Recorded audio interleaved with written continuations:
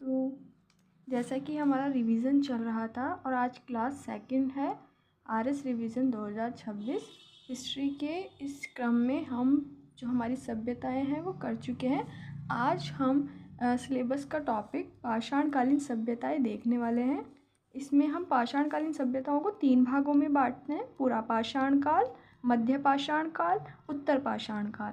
पूरा पाषाण काल यानी कि जिसमें अग्नि का आविष्कार हुआ। मध्य पाषाण काल जहाँ कृषि व पशुपालन का आविष्कार हुआ। उत्तर पाषाण काल में पहिए का आविष्कार हुआ। तो सर्वप्रथम हम पूरा पाषाण काल सभ्यताएं देखेंगे। पूरा पाषाण काल सभ्यताओं की विशेषता कुछ इस प्रकार है। इसमें अग्नि का आविष्कार हुआ, औजार, खंडक व कठुर कहलाते थे।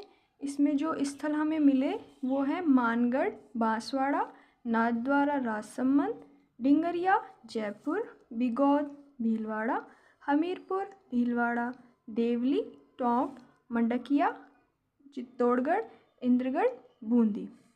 अब है मध्य पाषाण काल। मध्य पाषाण काल में कृषि व पशुपालन की शुरुआत हुई। सोहनपुरा सीकर से प्राप्त हुए, विराटनगर, जयपुर। इसमें ध्यान रखिएगा बैराट नहीं आएगा, ओनली विराटनगर, जयपुर।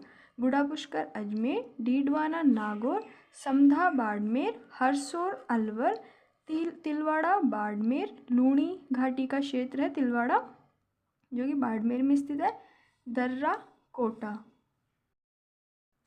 अब हम कुछ स्थल जैसे बागोर, भीलवाड़ा, कुछ जो प्रमुख स्थल है उनको देख लेते हैं। ये कोठारी नदी के तट पर स्थित है। खोजकर्ता इस सभ्यता की उत्खननकर्ता कौन है? खोजकर्ता उत्खननकर्ता एक ही व्यक्ति है, वो है वीएन मिश्र, वीरेंद्रनाथ मिश्र। 1967 प्राप्त अवशेष पशुपालन के प्राचीनतम साक्ष्य मिले हैं। 16 प्रकार की कृषि के साक्ष्य मिले हैं। सभ्यता स्थल को आदिम संस्कृति संग्रहालय कहते हैं। महासतियों का टीला, बागोर सभ्यता, महासतियों की छतरी, आहड़, उदयपुर। ये डिफरेंस याद रखिएगा। अगर टीला पूछे तो बागोर सभ्यता और छतरियाँ पूछे तो आहड़, उदयपुर। महासतियों की टीला व छतरियाँ। उत्तर पाषाण काल। उत्तर पाषाण काल में कृषि व पशुपालन के साक्ष्य मिले हैं। कपास की खेती के साक्ष्य मिले हैं। पहिए का आविष्कार हुआ। काल की शुरुआत 7000 ईसा पूर्व बाद हुई।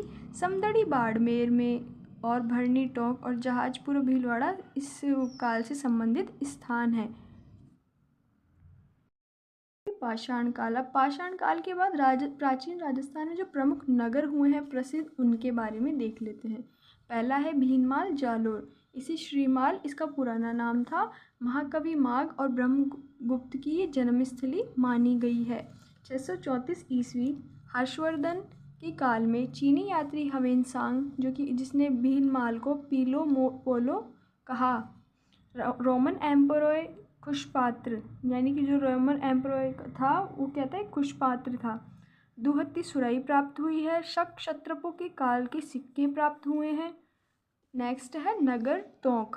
प्राचीन नाम मालव नगर, उपनाम कारकोट नगर। जनपद काल मालव जनपद की राजधानी। गुप्तोत्तर काल महिषासुर मर्दिनी की मूर्ति मिली है। यहाँ से जो गुप्तोत्तर काल था उससे महिषासुर मर्दिनी की मूर्ति प्राप्त हुई है। मोदक रूप में गणेश का अंकन, फर्णधारी नाग का अंकन। वर्तमान नाम इसका खेड़ा है नगर का।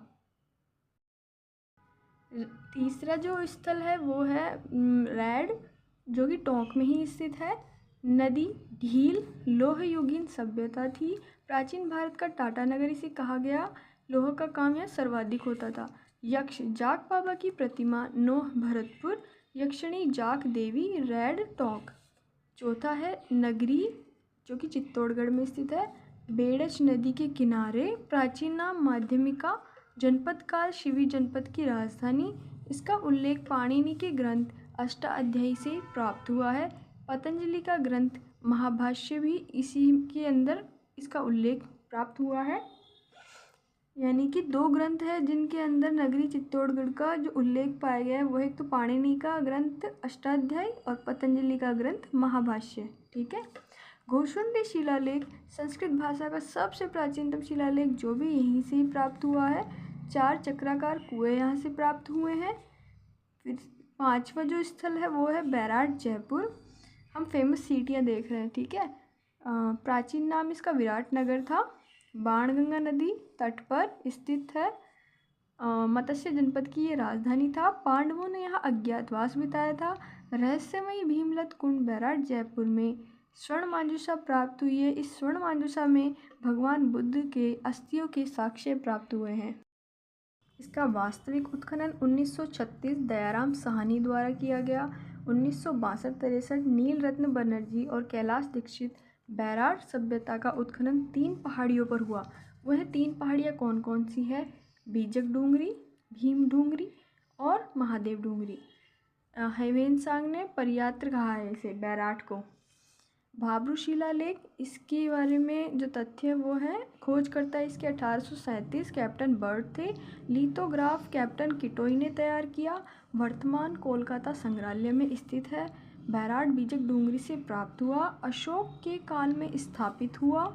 ये जो भाब्रू शिलालेख है, भाब्रू शिलालेख, इस पर अशोक द्वारा गोहत्या पर प्रतिबंध लगाया गया था, ये लिखा हुआ है। बौद्ध धर्म के त्रिरत्न संग धम्म बुद्ध की जानकारी इस भाब्रू शिलालेख से प्राप्त होती है।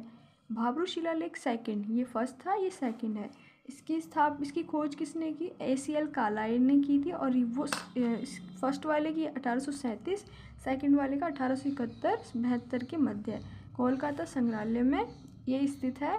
अब वर्तमान में भीम डोंगरी से ये प्राप्त हुआ। ये बीजक डोंगरी से, ये भीम डोंगरी से। यहाँ बौद्ध मठ, बौद्ध स्तूप और बौद्ध मंदिर प्राप्त हुए, जबकि यहाँ पे त्रिरत्न प्राप्त हुए थे, संग धम्म और बुद्ध की जानकारी। यहाँ पर गोल मंदिर भी खोजे गए, तो इसको अंतर करते हुए हम याद रख सकते हैं। राजस्थान में बौद्ध धर्म की संस्कृति राजधानी बैराट को कहा जाता है। शंख लिपि के सर्वाधिक साक्ष्य बैराट जयपुर से प्राप्त हुए हैं।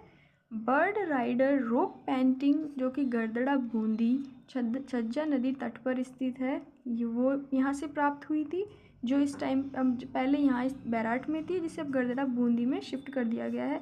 बर्ड रोक पेंटिंग, मतलब ये 2 बर्ड रोक पेंटिंग है, जिसमें से अगर बर्ड राइडर रोक पेंटिंग बोले तो गरदड़ा बूंदी आएगा, लेकिन बर्ड रोक पेंटिंग बोले तो बैराट जयपुर आएगा। ये ऑप्शन में कंफ्यूज करने के लिए दिया जा सकता है। बैराट जयपुर से कुल 36 यूनानी मुद्राएं प्राप्त हुई है, जिसमें से 8 पंचमार्क हैं और 28 मिनांडर की हैं। ये फैक्ट में हमें याद रखने पड़ेंगे, क्योंकि अब फैक्चुअल क्वेश्चन कम और डिस्क्रिप्टिव क्वेश्चन ज़्यादा बनने लगे हैं। तो ये नेक्स्ट है, चीनी यात्री ह्वेनसांग ने बैराट की यात्रा की एवं बैराट के लिए परियात्र शब्द का प्रयोग किया। ह्वेनसांग ने कुल बौद्ध मठों की संख्या 8 बताई है।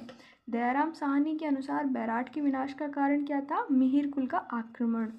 कथन, भारत ने पाकिस्तान को छोड़कर जितना खोया उससे कई ज़्यादा बैराट को खोजकर प्राप्त किया। यह कथन किसका था? सत्यप्रकाश शर्मा।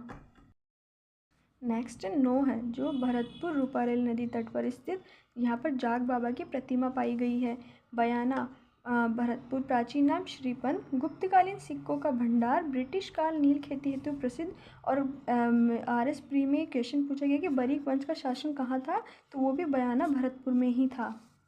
कौलवी झालावाड़ में स्थित है। बौद्ध धर्म की गुफा स्थित है यहाँ पर। राजस्थान का इसे एलोवेरा कहा गया है। बांका भीलवाड़ा, राजस्थान की प्रथम अलंकृत गुफा यहाँ से प्राप्त हुई है। चंद्रावती जैन धर्म प्रमुख तीर्थ स्थल, परमार वंश का शासन था और राजधानी इसकी चंद्रावती थी। अब हमने में पाषाणकालीन सभ्यताएं और जो आपकी प्राचीन सभ्यताएं हैं उनका हमने अध्ययन किया। अब जो ये हमने शॉर्ट नोट्स के माध्यम से, जो हमारा फर्स्ट टॉपिक है RS प्री के सिलेबस का, उसके अकॉर्डिंग हमने इसका हाफ जो मैटर है वो तैयार कर लिया। अब नेक्स्ट क्लास में हम जो टॉपिक करेंगे, डे फर्स्ट में राजस्थान के प्रागैतिहासिक स्थल में सभ्यताएं और डे सेकंड में पाषाणकालीन सभ्यताएं कंप्लीट कर ली। अब हमें करना क्या है, इसके आपको इस टॉपिक से रिलेटेड कम से कम 500 MCQ सॉल्व करने हैं। अगर आप ये खुद के स्तर पर कर पाएँ तो बहुत ही बढ़िया रहेगा। इससे क्या है, जो टॉपिक है आपके दिमाग में डे वाइज छप जाएगा। फिर हम जब नेक्स्ट एग्ज़ाम जब नियर होंगे तो हमें इसे याद करने में और इससे भी शॉर्ट नोट्स बनाएंगे तो उसमें हमें हेल्प मिलेगी। तो तो नेक्स्ट क्लास के लिए बने रहें। नेक्स्ट क्लास में हम जो राजस्थान के राजवंश है उसकी और कदम मतलब उस टॉपिक की और हम स्टार्ट करने वाले हैं। काफ़ी लंबा रहने वाला है, वो 5-7 दिन चलेगा वो टॉपिक। तो डेली इसी क्लास में बने रहें ताकि आपको जो फैक्ट्स और जो डिस्क्रिप्टिव चीज़ें हैं वो यही क्लास में याद हो और आपकी जो तैयारी आप कर रहे हो उसमें आपको हेल्प मिले। Thank you.